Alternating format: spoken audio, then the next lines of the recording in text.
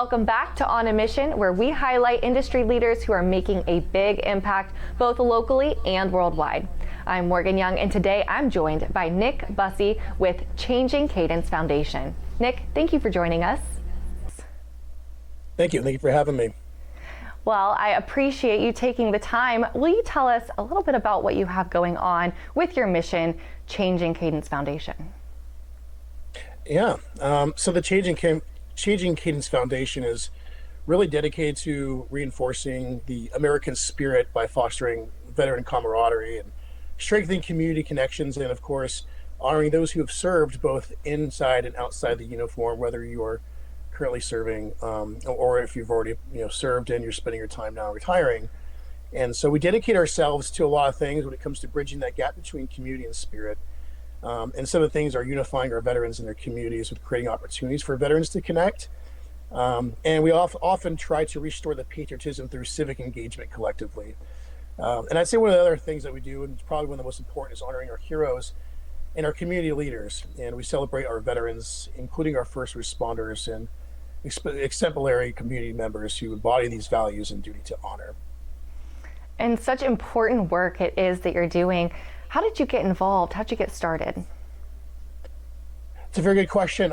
I myself served 13 years in the United States Army. I was a field artillery sergeant and spent my remaining 7 years in recruiting. And I think the journey started from transitioning out of the service, where you come across a lot of roadblocks, identity issues, and of course, there's a lot of different obstacles. But I started Changing Cadence Foundation because I saw a shift happening in our communities when I got out of the service.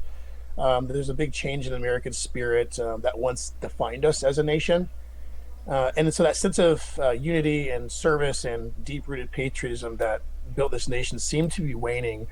And I started to do a little research, and it seems that according to a recent Gallup poll, national pride among Americans has declined, with only 39% of adults saying that they're extremely proud to be American. And that's a stark contrast over that 70% 2 decades ago, or even post 9/11. So I decided to really think really hard about this and pray about how can I fill in that gap and restore and rekindle that spirit. And that's when one moment at church, I decided I'm going to create a foundation that's going to bring people together, rekindle that spirit amongst the community, and bring our veterans together so that we can solve issues and just really celebrate what we are as Americans and be proud of who we are and those who serve us. Oh, that warms my heart and brings me so much joy. One, thank you for your service. Two, we have to bring that patriotism back to this country. So it's fantastic. And what are some of the biggest challenges that you're seeing veterans are facing these days? Oh, I don't even know where to start. One, I think that connecting with one another, a lot of times in our veteran community, service members tend to listen a little bit better to someone who's also served like they did. But one of the most daunting things are, other than homelessness, which we have the largest homeless population for veterans in California. In fact, California serves as a third of the nation's homeless population. But aside from trying to find meaningful work and meaningful housing, veterans have a hard time connecting with resources. And we have a really great veteran service officer for our county, and most are. But it's still hard to connect veterans to the proper resources for them to kind of get not a handout, but a hand up in life. And so I think that one thing we need to do as a nation is try to find a way to increase the well-being of our service members and increase the connection and deliver of resources to those service members so they can ultimately be a part of society and thrive in life. Beautiful. Those resources, I'm sure, make a huge impact. And you told me offset a little bit about what you have planned for Memorial Day. Will you share that with our guests? Sure, absolutely. So last year, we started to, when I say we, it was almost really the whole community got together, and we wanted to honor our heroes in a different way. We wanted to bring everybody together. And Sergeant Nicole G, Marine Corps Sergeant Nicole G, is one of those 13 service members who lost her life during Abbey-Gate in Nepal, Afghanistan, and she happens to be a native of Roseville.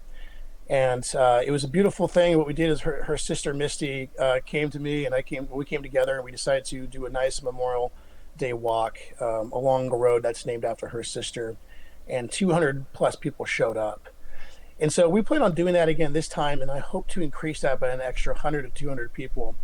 And we will conduct a 2-mile walk, and hopefully to raise money for their foundation, the Sergeant Nicole G. Memorial Foundation, but also include businesses too as well. And so we want to make a large community-driven initiative to celebrate the lives of those who stand up to serve and raise their right hand to serve their nation from enemies, foreign, domestic, but also really let everyone remember, like, what is Memorial Day about, and we're looking forward to that. Oh, that's fantastic. And I'm sure that's going to raise a lot of awareness and bring a bunch of people to be more aware of your foundation. I love it. Well, thank you again for joining us for On a Mission. I appreciate it. And viewers, thank you so much for tuning in to another episode of On a Mission. If you want more information about Nick and his foundation, head on over to dailynewsnetwork.com, and we have it all there. We'll see you in the next episode of On a Mission.